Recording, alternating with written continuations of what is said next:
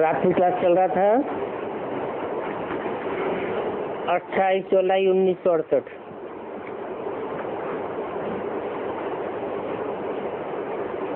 चौथे पेज की आदि में बात चल रही थी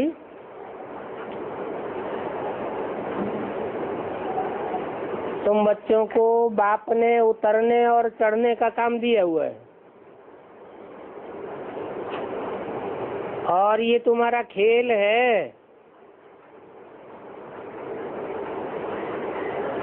खेल को मैं बंद नहीं कर सकता। ऐसे तो ये बेहद का अनादि खेल है और ये अनादि खेल चलता ही रहता है। इस खेल में है उतराई और चढ़ाई। इस बात को तुम बच्चे ही जानते हो, दुनिया में कोई नहीं जानते हैं।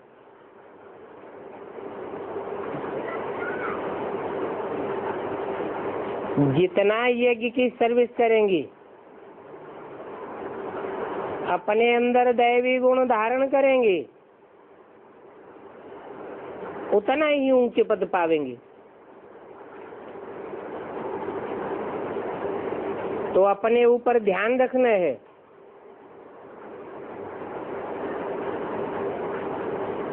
ये तुम्हारा व्यापार है, तुम व्यापारी हो। बाप भी व्यापारी है। कोई बिरला बाप से व्यापार करे और उनकी श्रीमत पर चले। रोज अपना पोता मिल देखो, कितना याद किया, कितना दैवी गुण धारण किया। ये पोता मिल रखना है। तुम बच्चे बाप से भी अच्छा पुरुषार्थ करते हो।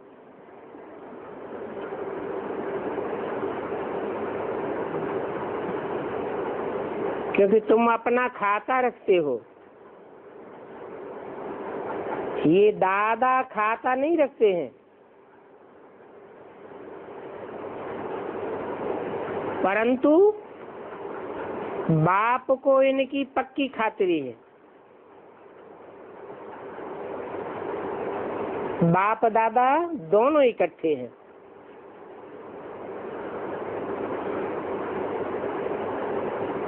बाप दादा सुनते ही रहते,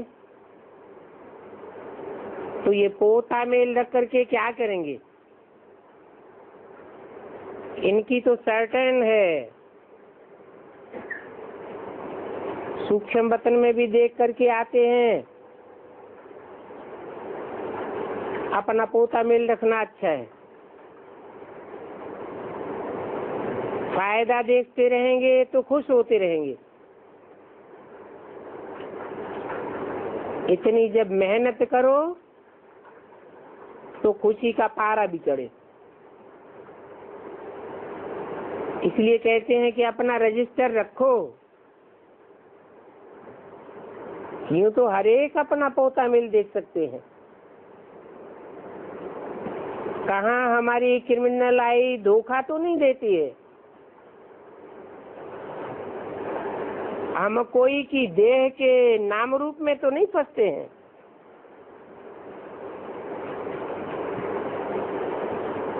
पुरुषार्थ करके देह के नाम रूप से छूटना है और देही अभिमानी बनना है। अभी तो बहुत टाइम पड़ा है। कब है? कब की बात बताई? 68 की बात बताई। अभी तो बहुत टाइम पड़ा है। जो जितना देरी से आवेंगे उनको थोड़ा घाटा पड़ता जाएगा।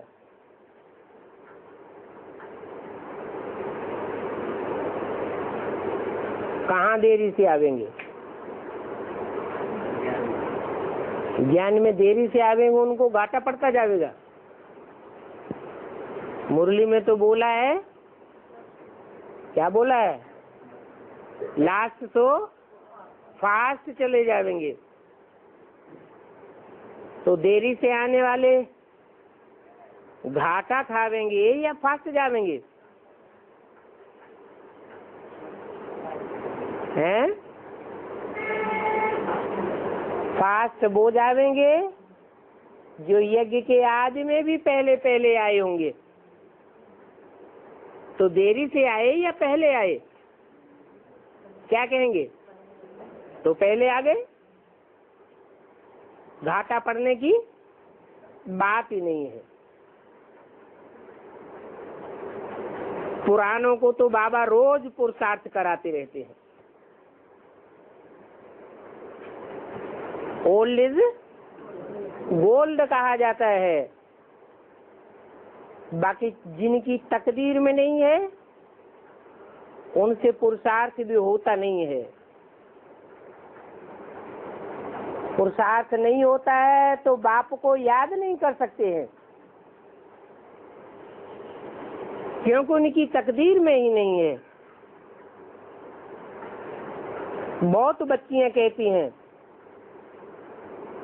बाबा हम याद भूल जाते हैं। अरे इसमें बाप क्या करे?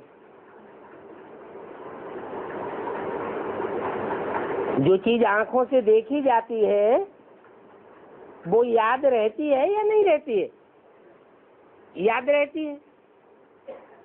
और लगाव पूर्वक देखी जाती है तो और ही जास्ती याद रहती है। अब कोई कहते हैं हमें याद ही नहीं आता, तो बाबा क्या करेंगे? सिखलाते जरूर रहते हैं। अब सीखो या न सीखो, कोई भी सामने आवे बोलो बेहद का बाप पतितों को पावन बनाने वाला है।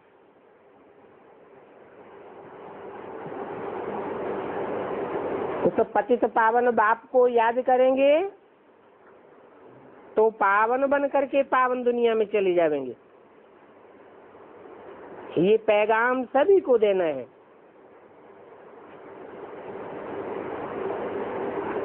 बेहद के बाप से स्वर्ग का वर्षा मिला था। भारत स्वर्गवासी था, अभी भारत नरकवासी है। अभी तुम पुरुषोत्तम संगम युग पर हो। जब तक बाप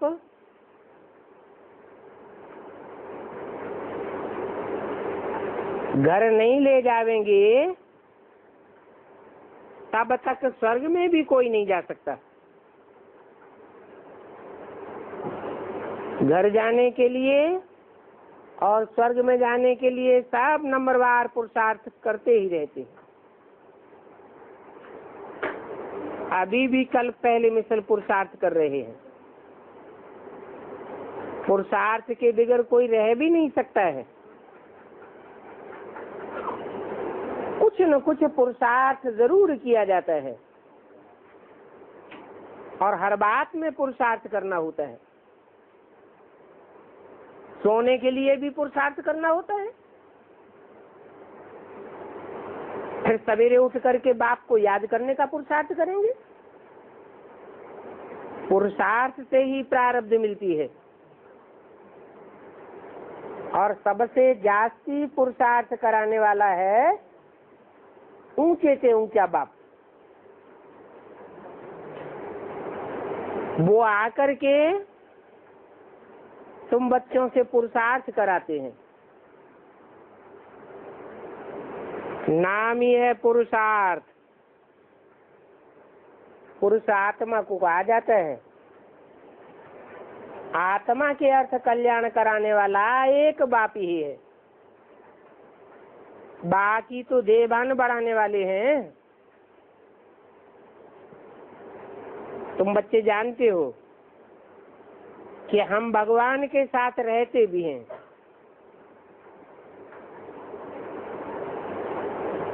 और हमको निराकारी दुनिया में आना जरूर है। भगवान पढ़ाते हैं तो हमको भगवान भगवती कहलाना चाहिए, परंतु फिर भगवान भगवती तो साकार में चाहिए ना।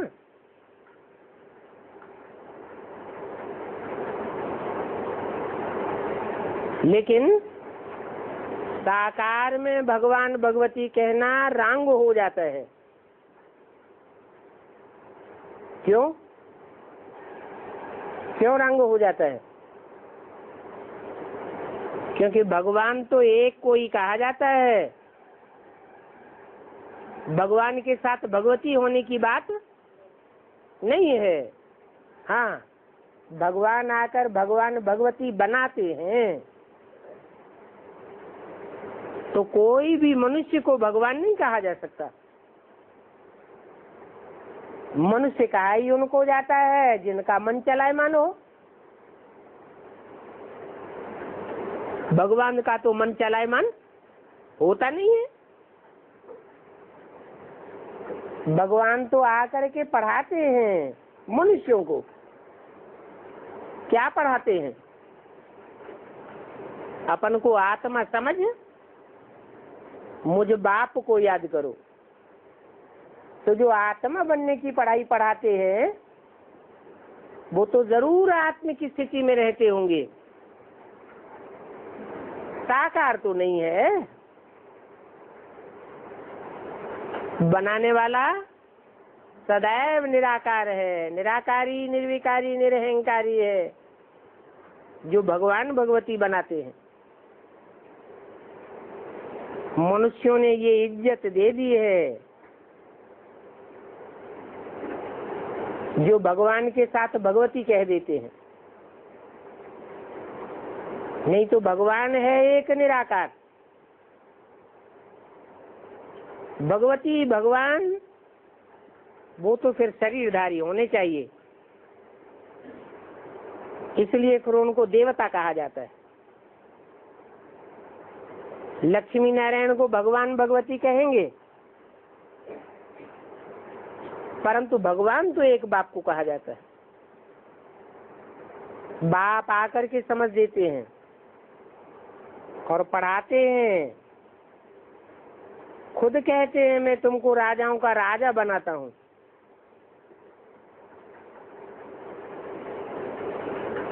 उनको महाराजा कहा जाता है, जो राजाओं के भी राजा बनते हैं।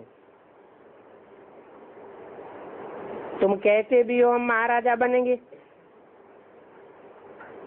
बाप भी कहते हैं हाँ बच्चे पुरुषार्थ करो, तुम्हारी तो अहम ऑब्जेक्ट ये है, इसलिए खूब पुरुषार्थ करो।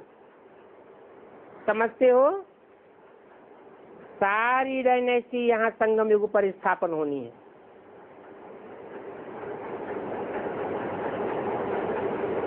बाप कहते हैं अभी तुम इस दुनिया में बहुत थक गए हो,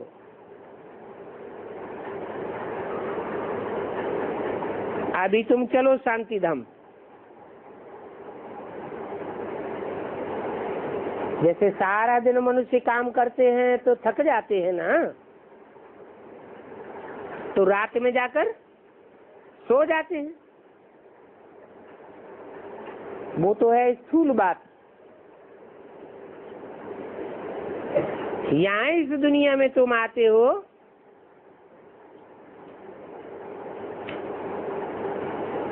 तो बेहद का जागरण और बेहद की अज्ञान निद्रा में आते हो। वहाँ शांति धाम में ज्ञान नहीं रहेगा। जैसे तुम सो जाते हो तो कुछ ज्ञान नहीं रहता है, सोने के बाद तुम्हारा सभी दुख दूर हो जाता है, शांति में चले जाते हो। सारी दुनिया को शांति का सुख का सहारा अभी एक ही है। तो मीठे मीठे बच्चों को अतीन्द्रिय सुख में, खुशी में रहना चाहिए। कब कब दिल में आता होगा कि जल्दी सतयुग आ जावे तो हम जावे, परंतु नहीं, अभी तो बाप हमारे साथ है। फिर सतयुग में तो बाप हमारे साथ नहीं रहेगा। अभी तो जितना हम बाबा के साथ रहें उतना हमारे लिए अच्छा है। बाबा हमारे लिए कितनी मेहनत करते हैं हमको राजा बनाने के लिए। प्रजा भी जरूर बनानी है। इस कलयुगी बंधन का नाता तोड़ना है, शूद्रों से नाता तोड़ना है और ब्राह्मणों से नाता जोड़ना है। ये सारी दुनिया शूद्रों की है।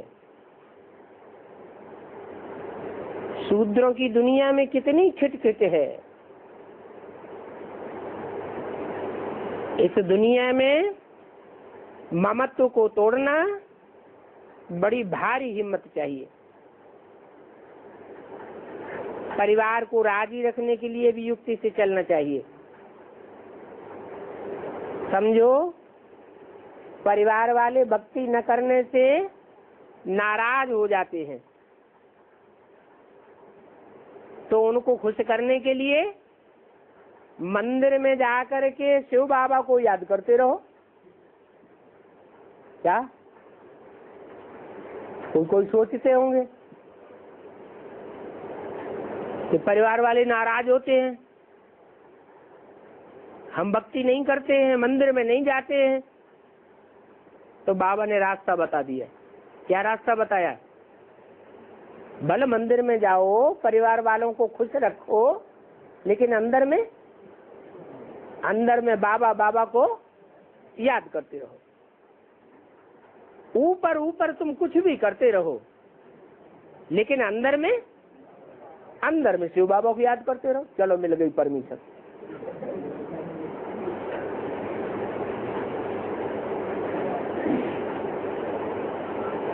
कोई विकार के लिए तंग करते हैं परिवार में, तो बोलो भगवान कहते हैं कि विकार, काम विकार, क्रोध विकार या लोभ विकार तुम्हारी शत्रु हैं। इनमें भी काम और क्रोध महाशत्रु है, इनको त्यागना है। तुमको तो त्रिया चरित्र बहुत आते हैं। किनको? माताओं को। बाप ने तुमको चरित्र सिखाए हैं,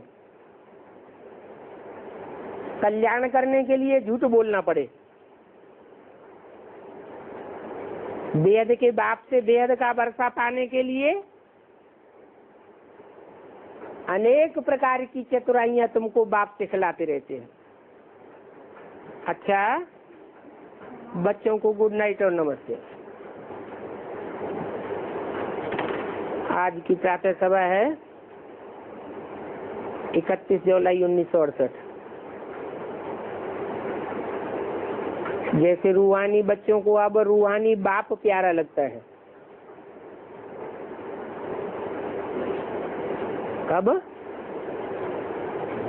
अब संगम युग में रूहानी बच्चों को रूहानी बाप प्यारा लगता है। वैसे रूहानी बाप को भी कौन प्यारे लगते हैं? रूहानी बच्चे प्यारे लगते हैं। रूहानी बच्चे किन्हें कहेंगे?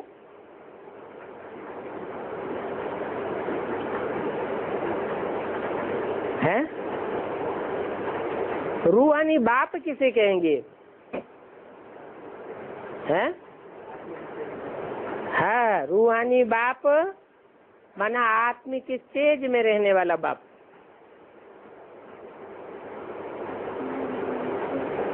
ब्रह्मा को रूहानी कहेंगे या जिस्मानी कहेंगे? है क्यों?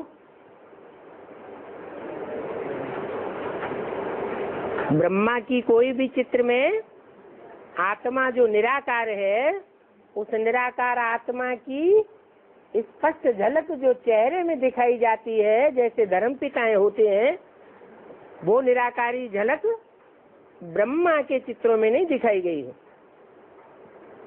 इसलिए कहेंगे साकारी बाप। रूहानी बाप किसे कहेंगे? जिसकी झलक रूहानी स्टेज में दिखाई जाती है, चित्रों में भी देखते हैं। चित्रों में विष्णु को भी मंदिर में दिखाया जाता है, शंकर को भी दिखाते हैं, लेकिन विष्णु की निराकारी स्टेज नहीं दिखाते हैं। कैसी दिखाते हैं? साकारी स्टेज दिखाते हैं, और शंकर की निराकारी स्टेज दिखाते हैं। तो रूहानी बाप को रूहानी बच्चे प्यारे लगते हैं, और बच्चों को रूहानी बाप प्यारा लगता है। जिस्मानी बाप प्यारा उतना नहीं लगता है। क्यों प्यारे लगते हैं? क्योंकि श्रीमत पर सारे विश्व का तुम बच्चे कल्याण कर रहे हो। बाप तो है ही विश्व कल्याणकारी, और जो भी कल्याणकारी होते हैं वो सभी को प्यारे होते हैं। जो स्वार्थी होते हैं वो किसी को प्यारे नहीं होते हैं। परमार्थी विश्व कल्याणकारी सभी को प्यारे होते हैं। तुम भी आपस में भाई भाई हो, आत्मा आत्मा भाई भाई हो ना, तो जरूर वो भी एक दूसरे को प्यारे लगेंगे। तुम्हारा बाहर वालों से इतना प्यार नहीं होगा। बाहर वाले मन जो रूहानियत की स्टेज को नहीं जानते हैं, रूहानी प्रैक्टिस नहीं करते हैं, रूहानी बाप को नहीं पहचानते हैं, उन दुनिया वालों से तुम्हारा इतना प्यार नहीं होगा जितना बाप बच्चों का आपस में प्यार होगा। तो तुम्हारा भी आपस में बहुत प्यार चाहिए।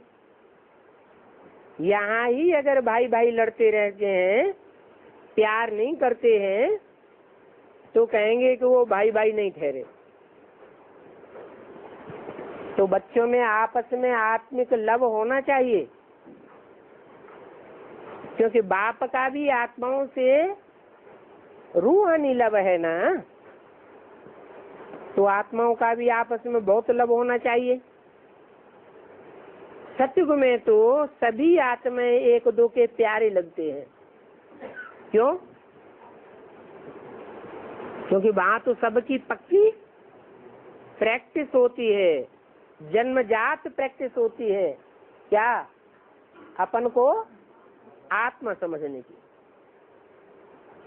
वहां तो सबका देह का अभिमान टूटा हुआ होता है, देह किसी को याद ही नहीं होती। अभी तुम भाई भाई एक बाप को याद करके सारे विश्व का कल्याण करते हो, अपना कल्याण करते हो, तो भाइयों का भी कल्याण करना चाहिए। इसलिए बाप देह अभिमानी से देही अभिमानी बनाए रहे हैं। वो दुनियावी बर्दस्त तो आपस में मिल्कियत के लिए, प्रॉपर्टी के लिए, अपने अपने हिस्से के लिए लड़ पड़ते हैं। यहाँ तो बेहद का बाप कोई हद की प्रॉपर्टी लेकर नहीं आया हुआ है। यहाँ कोई तुम्हारी लड़ने झगड़ने की बात नहीं है। हर एक को बाप से प्राप्ति करने के लिए डायरेक्ट कनेक्शन रखना है।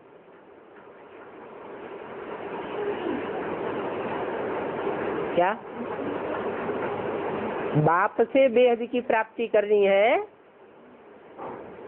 तो इनडायरेक्ट कनेक्शन रखने की बात नहीं है कि दीदी दादी दादाओं के थ्रू कनेक्शन रखेंगे, नहीं, हर एक को बाप से डायरेक्ट कनेक्शन रखना है। ये बेहद की बात है। योग बल से तुमको बाप से वर्षा लेना है। लौकिक बाप से स्थूल वर्षा लेते हो।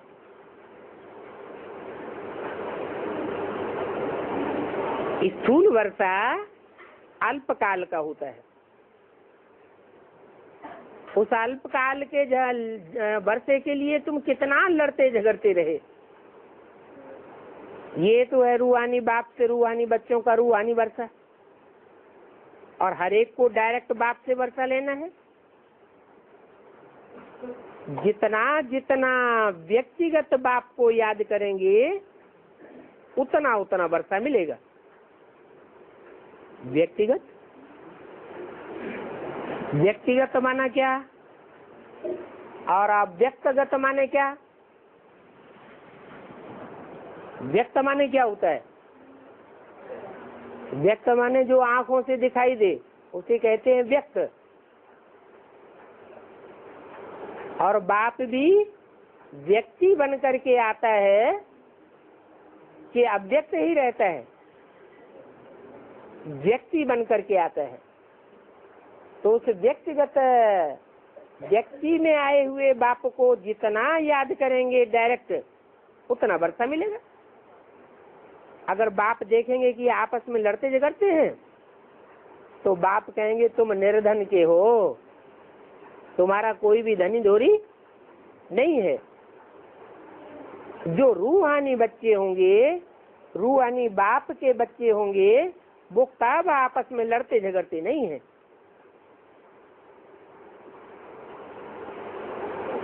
अगर भाई भाई होकर और फिर आपस में लड़ते झगड़ते हैं, आपस में प्यार नहीं करते हैं, तो जैसे रावण के बच्चे बन जाते हैं। उनको कहेंगे वो सभी हैं आसुरी संतान। तो दैवी संतान में और आसुरी संतान में जैसे फर्क होता है, अगर लड़ते झगड़ते हैं तो फर्क ही नहीं रहता, क्योंकि देह अभिमानी बनने से ही लड़ते झगड़ते हैं। आत्मा आत्मा से तो नहीं लड़ती है। देह अभिमान आता है तभी तो लड़ते हैं। इसलिए बाप कहते हैं मीठे मीठे बच्चे आपस में लून पानी मत हो। अगर लून पानी होते हैं तो समझाया जाता है। बाप कहेंगे ये तो देह अभिमानी बच्चे हैं,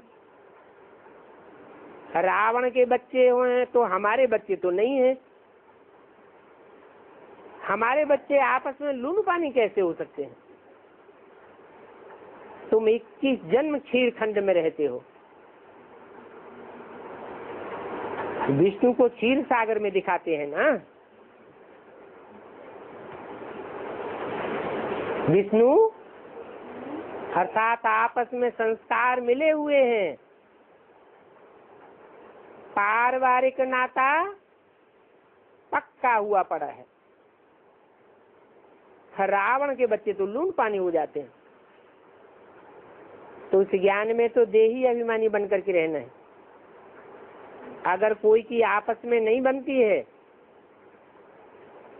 तो उस समय के लिए उनको रावण संप्रदाय कहा जाता है। कहेंगे रावण संप्रदाय की शूटिंग कर रहे हैं, रिहर्सल हो रही है। आपस में लून पानी होने से बाप की पत गवावेंगे। बल ईश्वरीय संतान अपन को कहते हैं, परंतु देखने में तो आसुरी गुण आते हैं। तो आसुरी दुनिया की शूटिंग कर रहे हैं या दैवी दुनिया की शूटिंग कर रहे हैं? वो होते हैं देह अभिमान में। जो देही अभिमानी बच्चे होते हैं उनमें ईश्वरीय गुण होते हैं। यहाँ तो तुम ईश्वरीय गुण धारण करेंगे तो तुमको बाप अपने साथ ले जावेंगे। बाप को मालूम पड़ता है कि बच्चे देह अभिमानी में आकर के आपस में लून पानी होकर के रहते हैं, वो तो ईश्वरीय बच्चे नहीं कहला सकते हैं। कितना अपन को घाटा डालते हैं, माया के वशीभूत हो जाते हैं। अच्छे अच्छे बच्चे भी कभी कभी लून पानी हो जाते हैं। अभी यूं तो लून पानी सारी दुनिया है, फिर ईश्वरीय संतान भी लून पानी होते रहे तो बाकी उनमें फर्क क्या रहा? वो तो फिर बाप की और ही निंदा कराते हैं। बाप की निंदा कराने वाले, लून पानी होने वाले सदगुरु निंदक कहे जाते हैं, और सदगुरु की निंदा करने वाले ठौर नहीं पा सकते। कौन सा ठौर?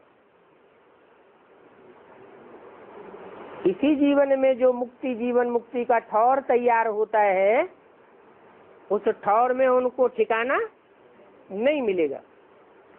वो असुर बन जाते हैं। उन असुरों को नास्तिक भी कहा जाता है। नास्तिक होने से लड़ते ही रहते हैं, झगड़ते ही रहते हैं। आस्तिक होने वाले कब लड़ेंगे नहीं। तो न लड़ना यहाँ ही सीखना है। फिर वो संस्कार 21 जन्म तुम्हारे काम आवेंगे।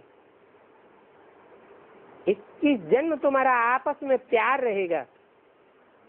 बाप के बच्चे कहलाए, फिर आपस में भाई भाई नहीं बनते हैं तो उनको तो आसुरी संप्रदाय ही कहा जाएगा। बाप बच्चों को समझाने के लिए मुरली चलाते हैं। देह अभिमान के कारण उन बच्चों को मालूम नहीं पड़ता है कि बाप मुरली चलाते हैं। माया देखो कितनी तीखी है। जैसे चूहा ऐसा काटता है, ऐसी ठंडी फूंक मारता है कि मालूम भी नहीं पड़ता। माया भी बड़ी मुंह मीठी फूंक दे करके काटती है, पता भी नहीं पड़ता है। आपस में एक दूसरे से रूस ना करना, एक दूसरे की बात न सुनना, ठुकराना, ये आसुरी संप्रदाय का काम है। बहुत सेंटर्स में लून पानी होते रहते हैं, फिर भी बाप कहते हैं अभी परफेक्ट तो कोई बना नहीं है। माया जरूर बाहर करती रहती है। ब्राह्मणियां जो सेंटर की हेड हो करके रह रही हैं, उनके साथ में जो दूसरे मददगार रहते हैं, उन मददगारों के साथ भी रूहानी प्यार चाहिए। रूहानी प्रेम न होने के कारण आपस में ठक ठक कर चलती रहती है। अगर ठक ठक चलती है तो वो आसुरी संप्रदाय ठहरे। तुम्हारा तो आपस में भाई भाई का प्यार रहे। ऐसा प्यार आपस में रहेगा तो जल्दी कर्मातीत अवस्था बन जाएगी। बल शरीर में हो, शरीर में होते भी भाई भाई का प्यार हो। सेंटर की बड़ी ब्राह्मणियां व ब्राह्मण जो भी होते हैं, उनको फिर दूसरे सहायक मिलते हैं,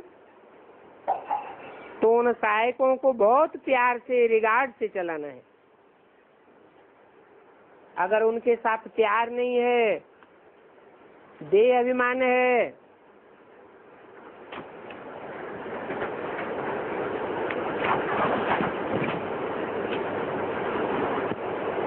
तो कहेंगे कि ये भाई भाई कहाँ हुए। भाई भाई होंगे तो जरूर आपस में प्यार से चलेंगे। 31 जुलाई 68 की वाणी का दूसरा पेज। सब आसुरी ख्यालात से एक दो को देखना नहीं चाहिए, नहीं तो एक दूसरे की कमियां ही देखते रहते हैं। चेहरा सामने आया और खूबियां सामने नहीं आवेंगी। क्या सामने आवेगा? कमियां ही देखते रहेंगे। कोई कोई को तो बड़ा नशा चढ़ जाता है। अपना कितना अहंकार आता है। बाप तो सबसे बड़ा है, ऊंच से ऊंच बात है, और बाप को तो देखो कब नशा नहीं करता है। इतना बड़ा बेहद का बाप बच्चों से कहते हैं, बच्चे I am your most obedient servant. बच्चों को नमस्ते करते हैं, कहते हैं मैं तुम्हारा आज्ञाकारी सर्वेंट हूँ। तो तुम बच्चों को भी आपस में बहुत प्यार से रहना चाहिए। दूसरे जो भी साथ में रहते हैं उन पर कभी गुस्सा नहीं करना चाहिए, प्यार से संभालना है। खान पान की भी उनकी बड़ी संभाल रखनी है। अपन को बड़ा नहीं समझना चाहिए। आपस में प्रेम से यहाँ चलेंगे तो प्रेम 21 जन्म तुम्हारा साथ चलेगा।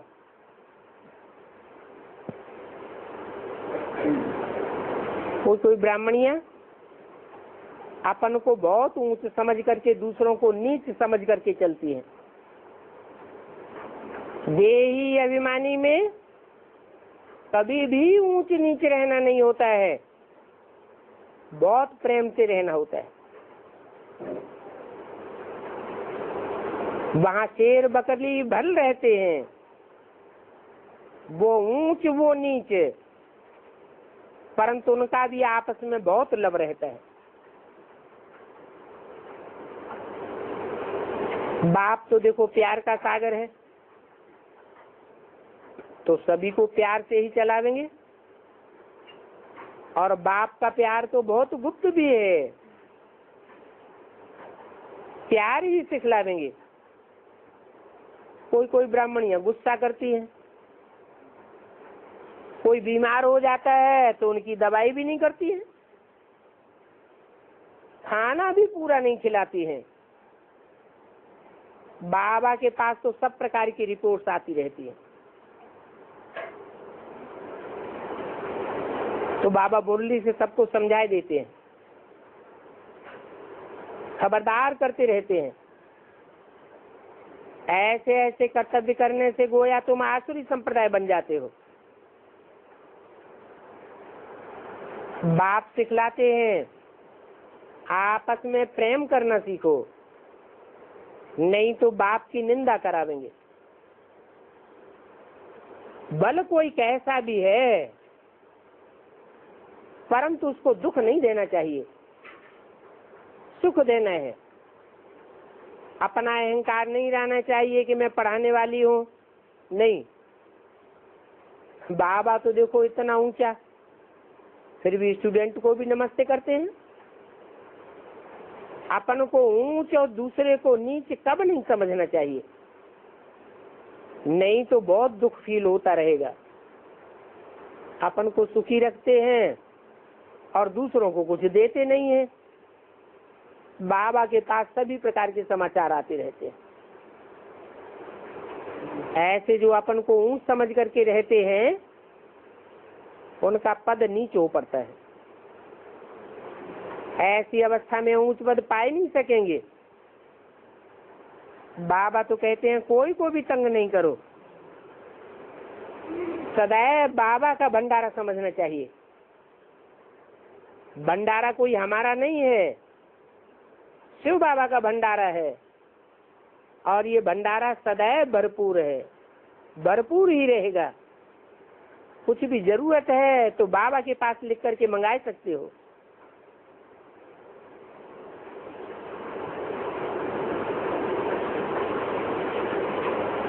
बाबा हम इनको सपोर्ट नहीं कर सकते हैं, तो बाबा मदद देंगे। ब्राह्मणियों को बाबा सावधान कर रहे हैं।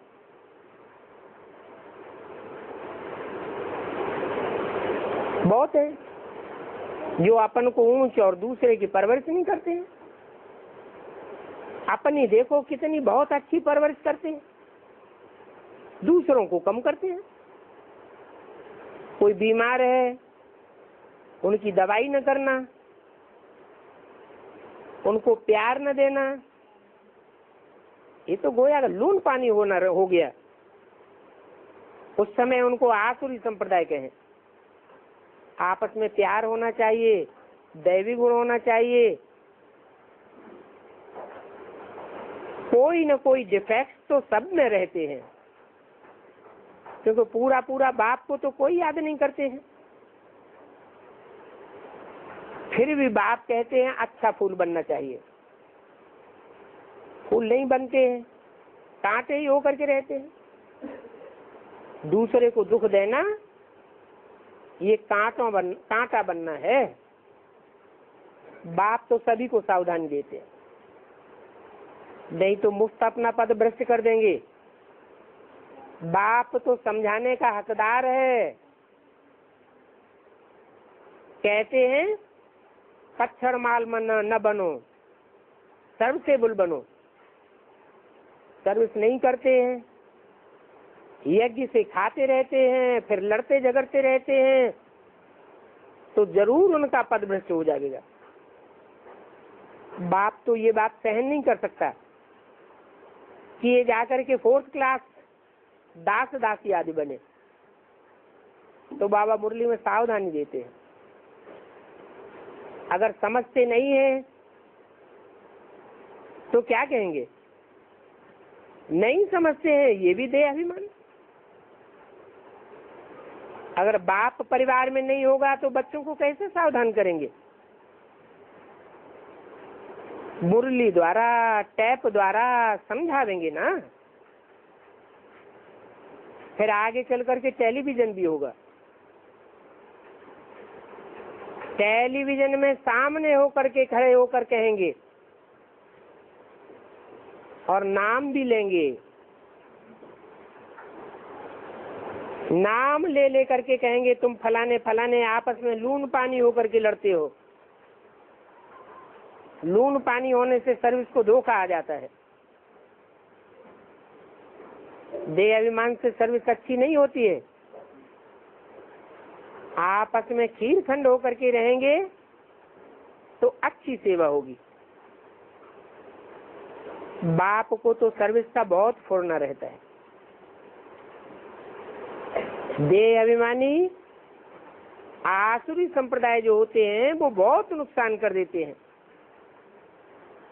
माया ऐसा माथा मूर्ति है जो पता ही नहीं पड़ता है कि हम जिस सर्विस कर रहे हैं। तो अपने दिल से पूछना है कि हमारा आपस में प्रेम है, आपस में पारिवारिक प्रेम से रहते हैं व नहीं? प्रेम के सागर के बच्चे हो तो प्रेम से भरपूर गंगा बनना चाहिए। लड़ना झगड़ना उल्टा सुल्टा बोलना, इससे तो न बोलना अच्छा है। बाप कहते हैं हियर नो इविल। कोई उल्टा बोलता है तो एक कान से सुनो, दूसरे कान से निकाल दो, नहीं तो तुम असुर बन जाते हो। कहते हैं टाक नो इविल। उल्टा बोलने वाले को उल्टा जवाब न दो। परिवार में सामना नहीं करना चाहिए, परिवार में तो सहन करना होता है। असुर बन जाते हो तो दूसरों को असुर नहीं बनाना चाहिए। बाबा सिद्ध करके बतलाते हैं इनमें क्रोध का भूत है, इनमें वह पारिवारिक लव नहीं देखने में आता है। इसलिए बाबा कहते हैं कि रोज अपना पोता मिल निकालो। आसुरी चलन से सुधरते ही नहीं है तो आखिरी में फिर नतीजा क्या निकलेगा? क्या पद पावेंगे? कहाँ विश्व के मालिक और कहाँ प्रजा के चंडाल? चांडाल भी तो बनते हैं ना। बताते हैं कि राजाओं के चांडाल अलग होते हैं, राजघराने के शमशान अलग होते हैं और प्रजा के शमशान अलग होते हैं। चांडालों का भी परिवार होता है, कोई ऊंच कुल के चांडाल, कोई नीच कुल के चांडाल, फर्क तो होता है। तो बात समझाते हैं, कोई भी प्रकार की अगर सर्विस नहीं करेंगे तो तुम्हारा भी ये हाल हो जाएगा, कम से कम पद हो जाएगा। अभी भी अपने कर्मों का साक्षात्कार तो सभी को होता है, तुमको भी आगे चल करके अपने कर्मों का साक्षात्कार होता रहेगा। अच्छा, ओम शांति।